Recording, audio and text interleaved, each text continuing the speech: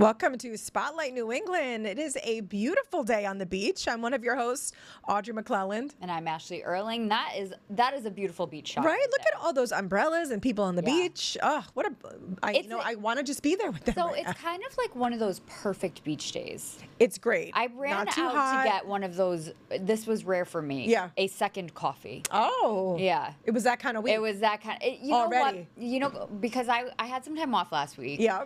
And when you're going back to work and you get the Sunday scaries. You just are like anxious for no real reason. I just could not. Look at I'm hitting. Yeah, look at you're off. I could not sleep last night. So what you had 2 coffees today? She never has 2 coffees. I usually do that, but you never do. I do one and I'll nurse it and then whatever. But today I was like, no, we are. And you went to your favorite spot? Well, I went to Sip and Dip to start. Yeah, where I go every morning. But for the second one, I just popped across the street right over here because I just needed something quick and easy.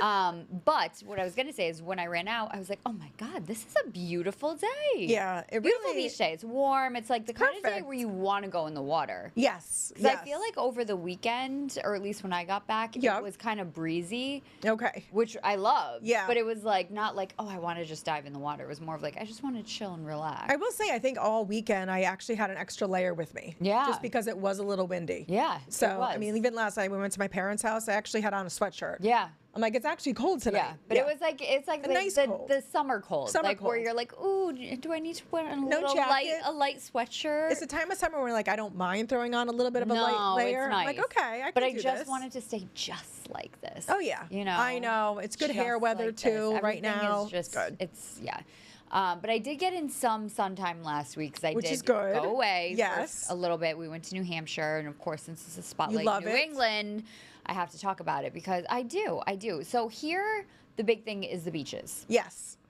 Up there, the big thing is the river. Okay. So you know this. Yep. You've been there many times. So we spent a lot of time kind of like, there are river spots that we know. That you love. That we have like a couple tried and true, like near where we stay. And then on the last day, we were like, let's like not rush back. Okay. Let's like go again and find a new spot. So we went like off where we normally go. We went up. We were up almost by Mount Washington. Oh, wow. We went up there. And we found this like waterfall. Oh, no way. Oh my God. It was so beautiful. It was like out of a movie. How do you find them? Is it you just driving around? So we try to talk to locals as much as possible. Okay, smart. This is the thing about New Hampshire that is equally wonderful and frustrating. Yeah. Whether it comes to the swimming holes or hiking, for me, I'm like, where is it? Yeah. Like, how do you get there? But a lot of it is like, oh, you go past the tree on the right, and I'm like, what tree? What? Yeah, like they all look the same. How do you know? So like for me, I'm still trying to figure out that like lingo of like. But we see like a million cars parked on the street, so you know something has to be there. A trailhead. I don't even know what that means. So anyway, we were talking to locals, and there are a few like stores that we always go into, and we end up getting to know a lot of like shop owners because we go to the same places, and he gave us a couple of really great spots, and that was one of them. Oh my God, that's awesome. And we were like, oh my God. And it was so like driving there, like I said, there were so many cars along the side of the road, and I was like, we're not even, like, I'm talking for like a mile. Oh, so you knew. But I thought that we weren't going to find parking. I was like, we don't know where we're going. I was like, we're not walking a mile. We are just going to do a quick dip. Right. And then head back to Rhode Island. But it all worked out. Like we found the parking lot. We found a spot. There were actual signs that pointed us in the right direction. Kids all had a good time. The kids had an amazing time. All of a sudden, they're like jumping off rocks, which is new. Like before, they were like scared and timid, and now they're like. So they go under and like the Michael does now. Yeah. But like Mia's still like learning to swim, younger. so she's not like going under, and we're like holding on to her because there are currents. Like it's like a whole thing. So anyway, the river there is the thing. And it's honestly so fun because you kind of have to explore, which is part of the you whole get out thing. there. So So whenever we're going to New Hampshire, we always go to Diana's Bath. Yeah. So that's usually where we that's like you said, you have your tried and true. Yeah. And that's normally where like a we favorite. would go. That's like a New Hampshire favorite. Yes. It's a great spot. But I love New Hampshire in the summer. I love New Hampshire in the summer. So not just for winter. No, absolutely. And then today on the show, you were talking to Gabe about this new trend. It's interesting. I don't know if they've coined it. Yes. Right? It's like an urban base camp. Yeah. That's what it's actually, the travel trend is called. Yeah.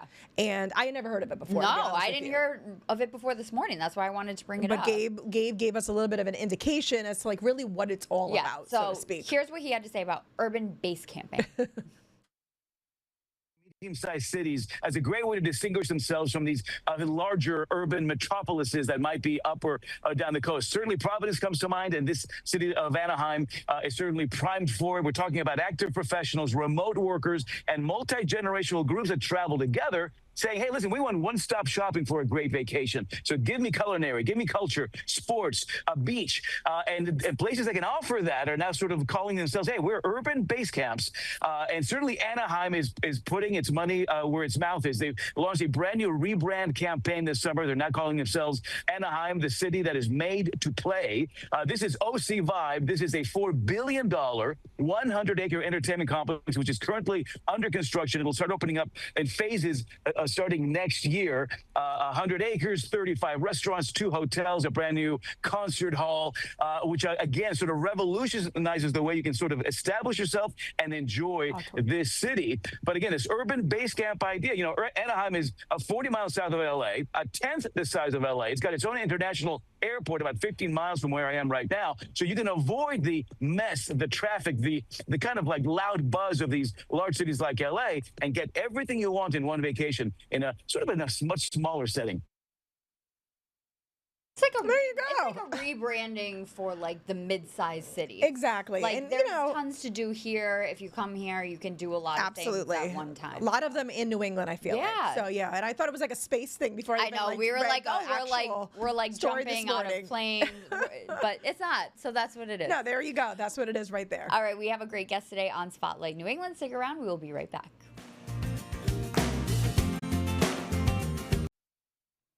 Welcome back to Spotlight New England. Well, today we are spotlighting shopping, one of our favorite things.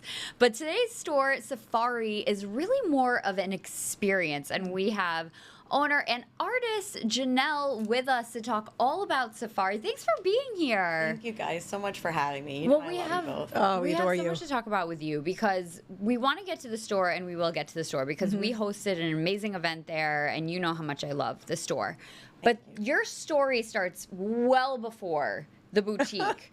So tell us a little bit about, I know you can't get into everything you've done. You've done so much, but really, primarily, you're an artist. Yes, definitely, first and foremost. And I feel like I've lived so many lives already that it's like, it's hard to put myself in a box. Yeah. But I've been a lifetime artist. My mother was an artist. My grandfather was a carpenter. And with all those people around me and family, with art around, building, design, structure. And then my grandmother, I'm the oldest of 13 grandkids. My son is the oldest of 27 great-grandchildren. Wow.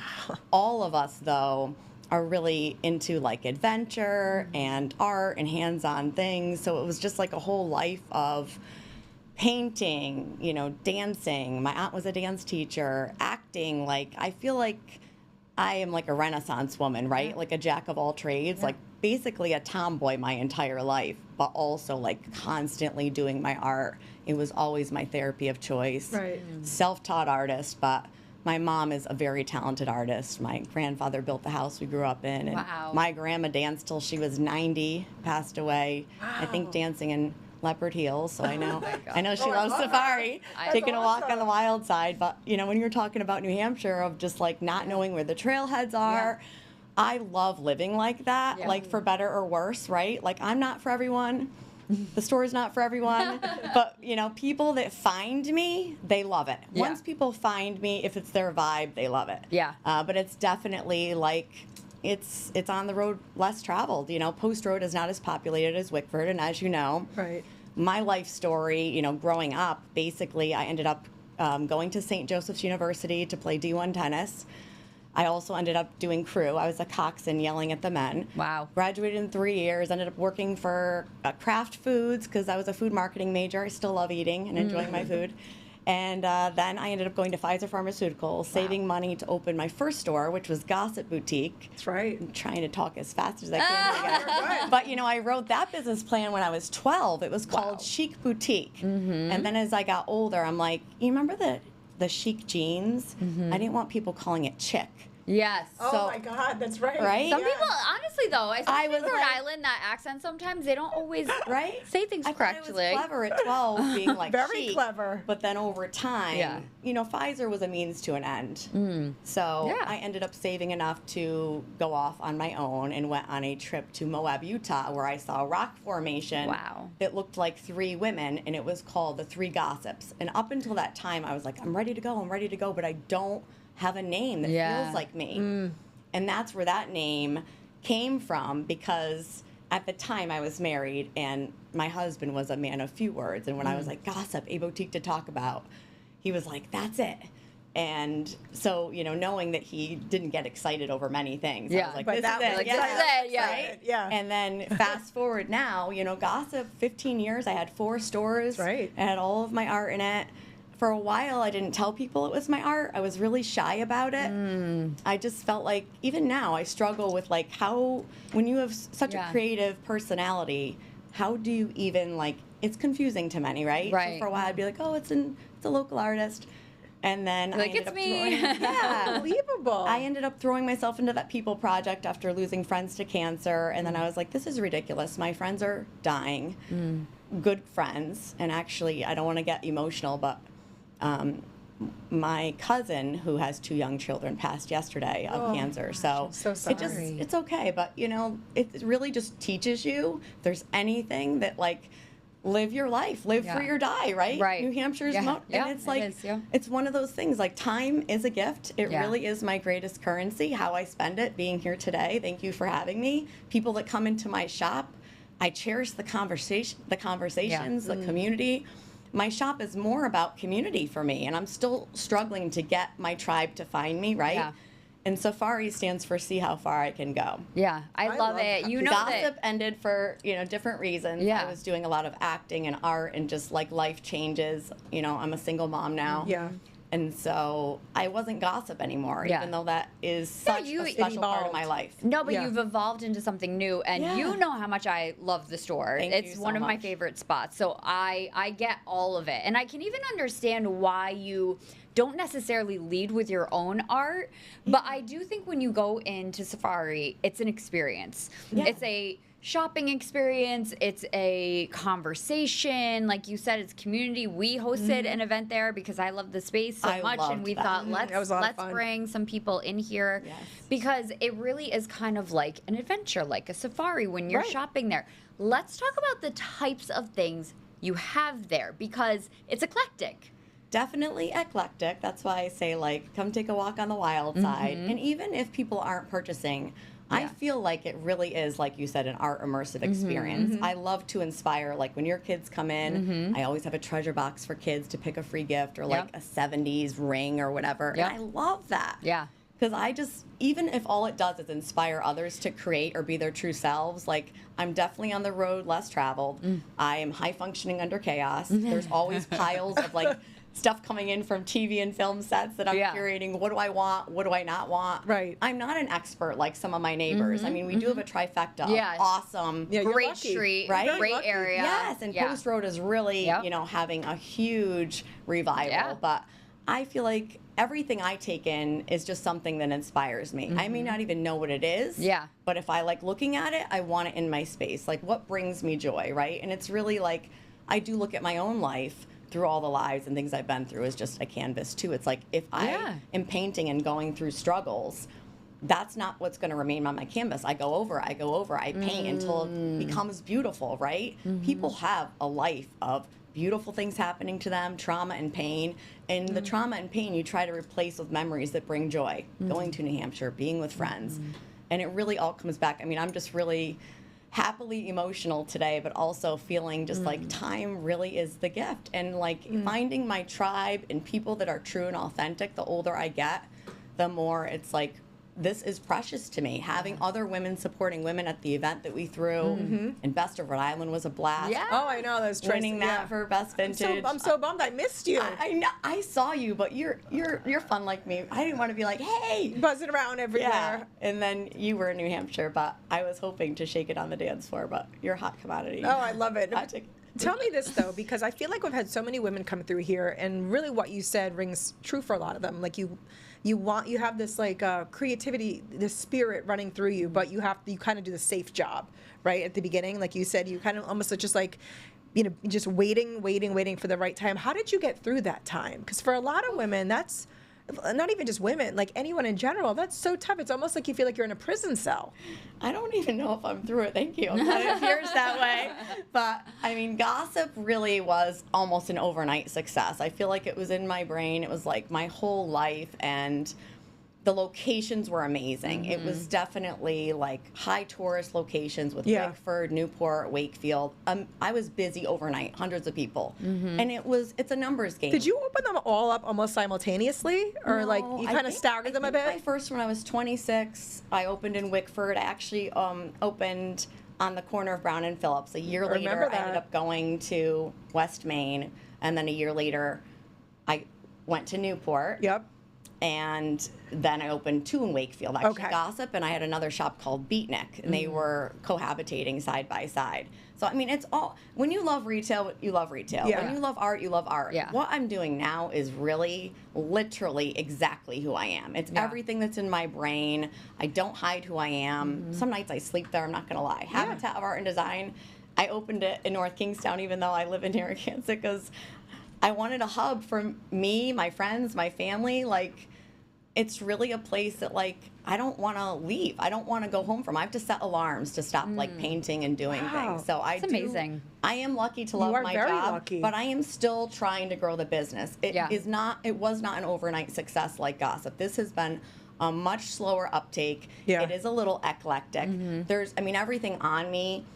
You know, this is from a movie set. These are from movie sets. One of these I found flea marketing with my grandmother. I grew up in Connecticut, so white elephant. But my mom, my grandma, my sister, my kids, we all love treasure hunting. Yeah. I mean, who doesn't love a treasure hunt or finding the place? It's the fun of it. It is. To me, anyway. Right. And I mean, I feel like it's fun my shop is always different. My old stores, I could reorder a Free People dress. Okay.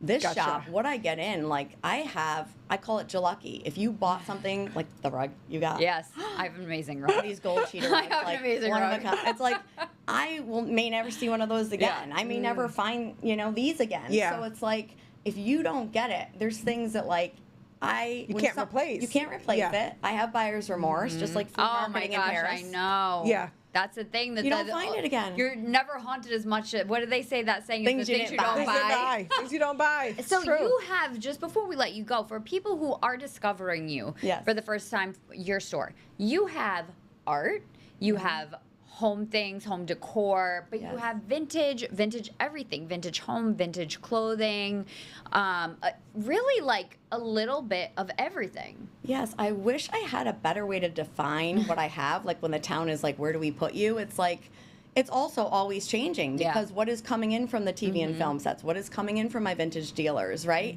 I'm also open to barter and trade. If someone's going through a divorce and they don't want their bronze sculptures, but they love one of my paintings, hey, I mean, if I could run the whole store off barter, like a Navajo Indian, I would. I mean, honest, I would. I love supporting other people. Anybody that wants to have an event, do it. I'll collaborate with anyone. Yeah. I really want to see other people shine because it took me 38 years to probably like myself and 40 to love myself. And now I'm like, this is who I am. Yeah. I want to help other people. I love mentoring people. But yes, art, artifacts. I like to say like objects for the home and body, right? Oh, I like that. Yeah. It's just, it's real. It's like almost like a night in the museum meets an Indiana Jones archaeological dig. Which is why I love it. I was thinking about you the other day because when I was at the event, you were showing me all the vintage teas, and you were saying how like hot they are, and I knew from my daughter that and my son Henry how like popular they are. My dad and my mother went to Brimfield's recently, so I said to my dad, I'm like, what'd you guys end up getting? He goes, like, you'll never believe it. vintage teas. He goes, everybody had vintage teas. I was like, I knew that. Yeah. Right? I knew that was a hot trend. And you have tons You of have tons of them. You have great ones. I do. And honestly, my prices are very good compared to like the World Wide Web or Brooklyn. Like we have a Beatles one right now, authentic, for $68 on the wall. I can't believe it hasn't sold. Super and that may sound high to some people that are like, what? Who would pay $68 No, but not for a t-shirt? vintage tee. That's a great But they price. range from Even 20 and up. regular t-shirts now are like $50 anyway. The reason I'm so drawn to the vintage and to the vintage tees is they are a sign of the times. Yeah.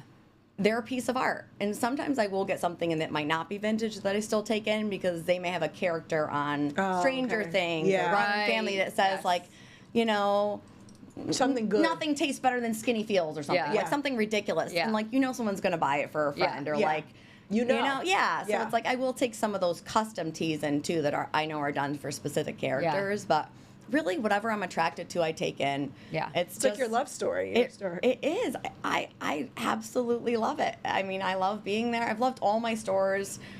I take pieces from all walks of my life, but I've definitely not had a cookie cutter easy life. I'm still overcoming many hurdles, and I think that that's what's important for anybody out there like starting off. Rome was not built in a day. I may have been very fortunate with my locations and getting fast friends at my other locations, but the people that are finding me now truly are my tribe.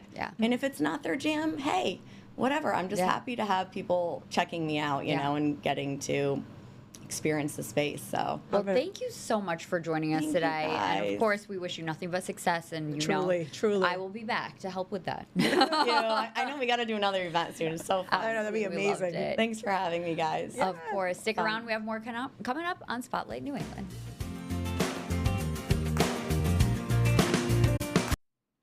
Welcome back to Spotlight New England. It is a delicious time in Providence. It really is. One of the best times of summer. It is Providence Restaurant Weeks. It's back for 2 weeks. And our friend Joe Zito spoke with the people from Go Providence who put on Restaurant Weeks to learn more about it and why we're doing it. So check it out. To talk to my friends from GoProvidence.com about this year's Providence Restaurant Weeks. It's been 20 years since former state senator and hot club owner Josh Miller returned from a trip to New York City, where he discovered a thing there called Restaurant Weeks, about which he told now PWCVB President CEO Kristen Adamo. And like magic, Providence Restaurant Weeks was born, with 40 participating restaurants the first year. We were definitely one of the first cities on the East Coast to start doing a Restaurant Weeks. And some of the restaurants, Capitol Grill, Gracie's, Parkside, have been with us from the beginning. Moved back a bit this summer so as not to conflict with FIFA World Cup soccer, the PVD fan zone, and great fans from all over the world, loving our cap city too. We really want to promote any... Well, it's going on. But a few years ago, they realized that a standard 3-course fixed-price menu, still very popular with many diners, just didn't work for every restaurant. And now they can choose their own price, because sometimes what makes sense for one doesn't make sense for another. And in addition to that, many participants who do breakfast or brunch now don't have to do the fixed price thing as long as they offer a special discount of some kind. Maybe a free app, a deal that will get people to try places they may not have been before. ProvidenceRestaurantWeeks.com. Keep checking the website because we have new restaurants every single day. It's a beautiful walking city. We see tables of people during Restaurant Weeks here, and it's people that work together and they talk about it, and they are the ones that have the lists of where they want to go. By the way, restaurants from all over the state will be participating. And Providence Restaurant Weeks is once again sponsored by Navigant Credit Union. So grab a fork and some friends and enjoy what our fabulous restaurant city-state has to offer. Some good ones. You may have seen us pop up there for a minute because we had to talk about all the amazing restaurants. But check that website to see. And thanks for joining us today on Spotlight New England. We'll see you next time.